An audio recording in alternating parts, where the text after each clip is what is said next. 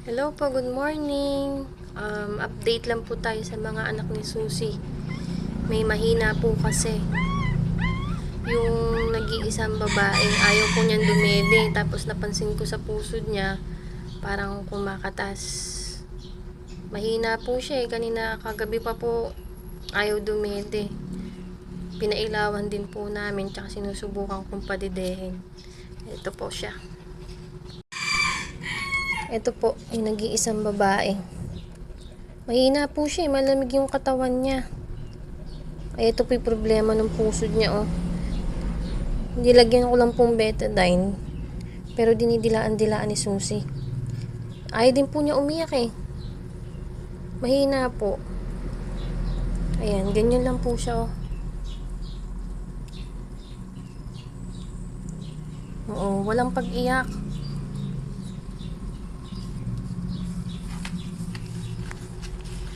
Subukan ko po siyang padidehin. Nilalapit ko lang po sa daddy ni Susie. Ayan po. Subukan po natin padidehin. Kagabi lang po, kaninang umaga lang po namin medyo napansin na mahina nga yung babae. Ito pong mga lalaki, panay dede. Ito po, subukan ko padidehin.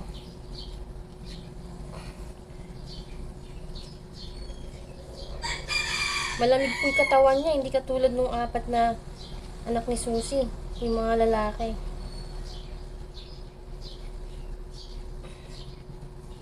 Tinutultul ko lang po yung dede ni Susie.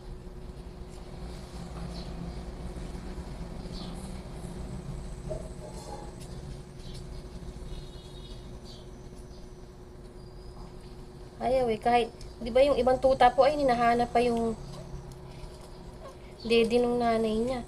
Eto po eh, katapat na yung dede eh, ayaw pa eh. Ayaw pang supsupin.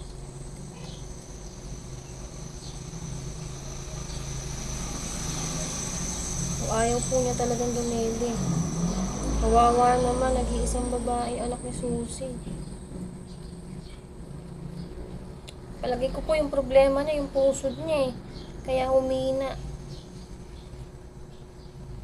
Yun po kasi napansin ko kanina, parang kumakatas.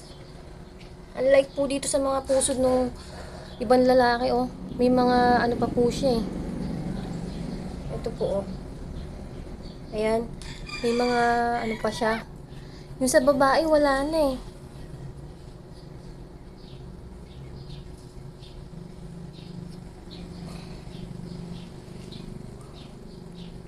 Ay po talaga niyang dumede.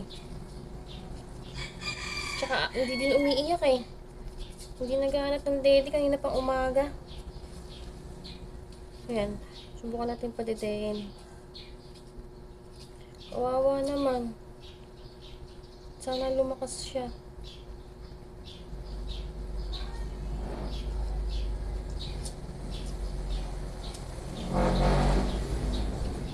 Pilitin po natin lumakas. Wala, ayaw talaga niya, oh. Dito ka, sa kabila. Dito sa kabila, ayan. Ayan, ayan. Wala, nakasubsob lang. Ayaw naman didehin.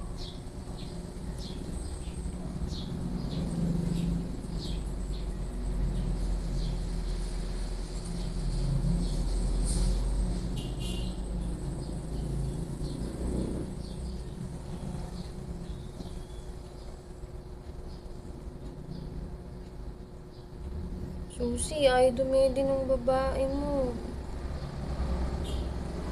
Mahina.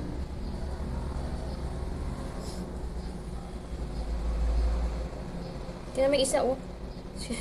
Nahanap yung dede ni Susie. Ayan, ayan, ayan.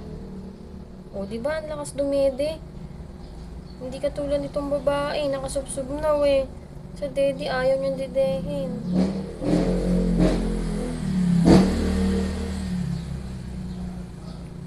Eh, sinusubukan ko namang ibukod para mailawan ng solo. Kaso kinukuha pa rin ni Susie. Na ano kasi ko, malamig yung katawan. Hindi katulad nitong iba, oh. Warm yung katawan niya.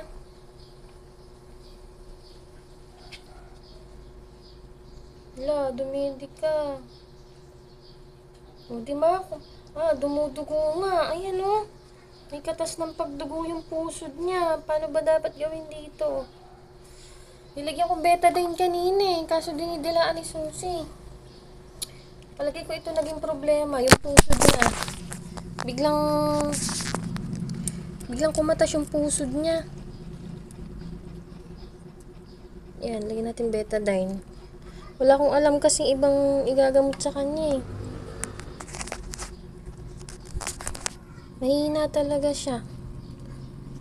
O sino pa naman yung babae?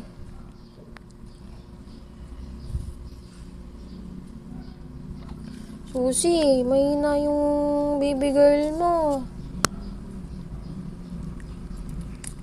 Buti naman isa, ang takaw-takaw niya. Buti napansinin niyo po to. Yung pusod niya, o diba may ganyan? Ito pang isa. Ito, mga lalaki po to, eh. O ayan, may mga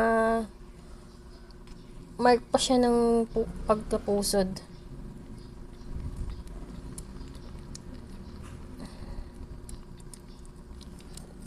Pangalawa naman siyang lumabas. Yung girl. O diba? Ano po kaya dapat gawin dito? Mahina siya, eh. Kalungkot naman.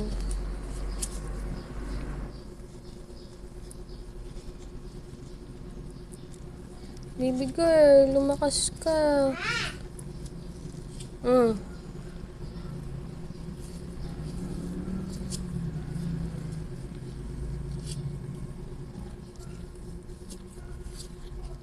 Kailangan dumedi kasi ito, eh. Makita lang natin dumedede. Hindi na ako mag-worry pag ganito kasi hindi ko maiwanan. Wala, nag-worry talaga ako. Kawawa naman. O diba? Pabuka-buka lang yung bibig niya pero wala siyang pag-iyak. Ang problema kaya naging pusod nito.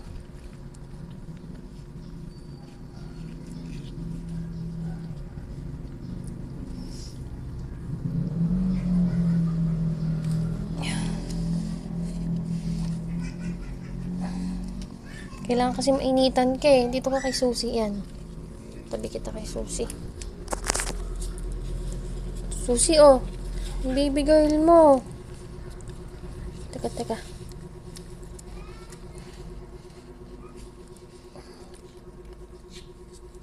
Wala, ang lamig talaga ng katawan niya. Susie, oh.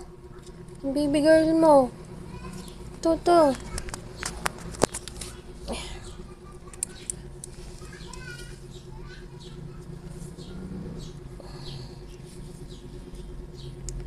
Tabi ko sa'yo, ha. Yan, may ilaw na nga po kami. Ito, oh. Niilawan ko.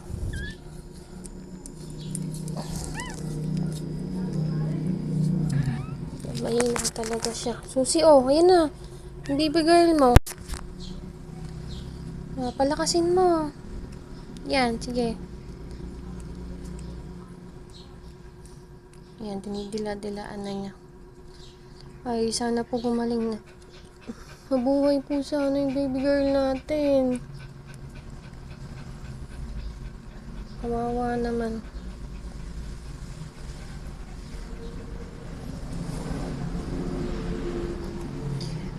Pa-comment naman po kung ano dapat gawin dito kay baby girl. Palagay ko po ito ang problema sa pusod niya. Salamat po sa patunood. Manood po sana ulit kayo at pa-subscribe. Update po ulit tayo sa susunod. Bye-bye po.